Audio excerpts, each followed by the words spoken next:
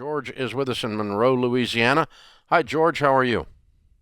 Hi, Dave. I'm fine. Thank you very much. Good. How can we help? Dave, well, briefly, I own 25% in a house. I've been living here alone for 16 years. There's 4 siblings. I'm one of the 4. 2 will allow me to buy them out. The 4th one refuses to sell, and she says she's moving in January. She refuses to work. My question, how can I prevent her from moving in, if possible at all, if I own 3/4 at the time? I don't at this point. And number 2, how can I force her to sell her part to me, or is it possible to do that? I don't know a mechanism that you can force her to sell. You could take the situation to court and ask the court to solve this. 90% of the time, what's going to happen is they're going to force the sale of the house and split the money.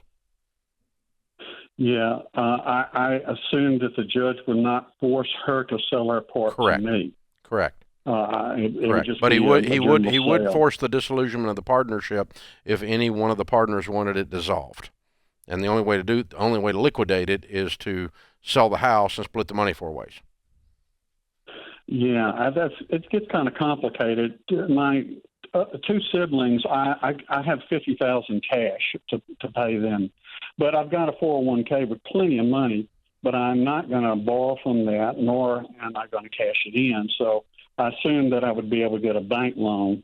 I don't understand how that works in a sale. If I purchased it myself in the sale, I'm not sure how that works. Yeah. If it went up for sale due to the judge's order, a court-ordered disillusionment of partnership assets, then you could obviously be one of the bidders at that sale, and you just go get a mortgage and buy the house.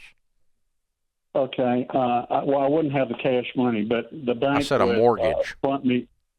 Okay. Well, the bank would front me the money for a bid on the house, right? Because if it's an auction, if it's a cash auction, you'd have to have that set up. Yeah. Set up. Okay. That's what I. So have to do. what your next step is? You don't need to screw around with this one day more. This is obviously a toxic situation. You need to go see an attorney today.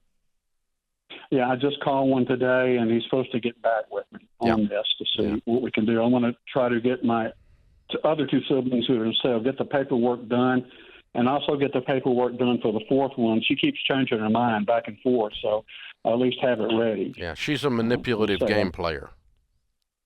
Well, this threat to move in is a game. Yeah, and I probably can't stop her from doing it. It would not. Yeah, be you good. can. You can if you file an action that's going to force the sale. Oh, okay, that's the way to do it. Okay. Yeah. Do you think she would be one of the bidders looking to buy it? No, she ain't any money. No, she doesn't. She doesn't have any money. She doesn't work. Just very brief. No, she doesn't work. She sold a house in Dallas 5 years ago for $225,000. She moved here. I told her you need to get a job and pay cash for a house. Well, she said I don't want to work. So she's been living on that $225. Now she's down to $80. She started getting worried about it. However, she's going on a $2,000 vacation here in another week. Yeah. So what I would do is talk to an attorney, and here's the way this is probably going to go down.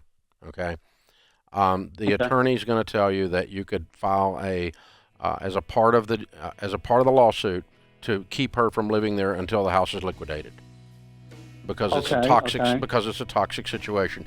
Then you can go to her and say, I'm getting ready to file this motion with the court, a forced liquidation of the house that will simultaneously prevent you from moving in. Now, this is going to happen. You're not moving in, and the house is going to be sold. Would you like me to buy you out instead? And you can force her hand on that. And then she's going to sign the deed, and you're going to hand her a check, and she's going to go away.